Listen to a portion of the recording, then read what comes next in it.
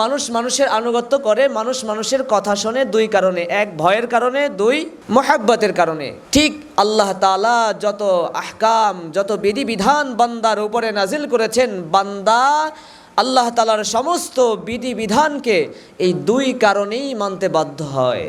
যেই বান্দার ভিতরে আল্লাহর ভয় আছে, ওই বান্দা কখনো আল্লাহ তাআলার সমস্ত বিধানকে অমান্য করতে পারে না।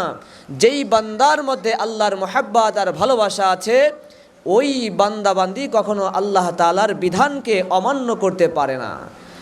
কোনো মানুষের মধ্যে যদি আল্লাহর মুহাব্বত থাকে, তো আল্লাহ তাআলা বান্দাকে হুকুম করছে 5 ওয়াক্ত নামাজ যথাসময়ে আদায় করতে। বান্দার দিলে যদি আল্লাহর মুহাব্বত থাকে, শীতের রাতে যত কঠিন হোক না কেন, যত কষ্ট হোক না কেন, ফজরের সময় ঠান্ডা পানি দিয়ে ওযু করে বান্দা নামাজ আদায় করবে।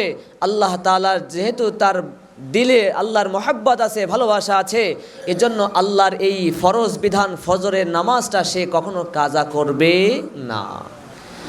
2 নম্বরে, যেই বান্দার দিলের ভিতরে আল্লাহর আযাব ও গজবের ভয় আছে, জাহান্নামের ভয় আছে, আল্লাহ তাআলার শাস্তির ভয় আছে, ওই বান্দাকে যখন আল্লাহ তাআলা হুকুম করছে তোমাকে রমজান মাসের রোজা রাখতে হবে, তোমাকে 5 ওয়াক্ত নামাজ আদায় করতে হবে, তোমাকে মিথ্যা কথা বলা যাবে না, তোমাকে পর্দা করে চলতে হবে, যেই বান্দার দিলের ভিতরে আল্লাহর আযাবের ভয় আছে, ওই বান্দা কখনো আল্লাহ তাআলার এই বিধানকে অমান্য করতে পারে না।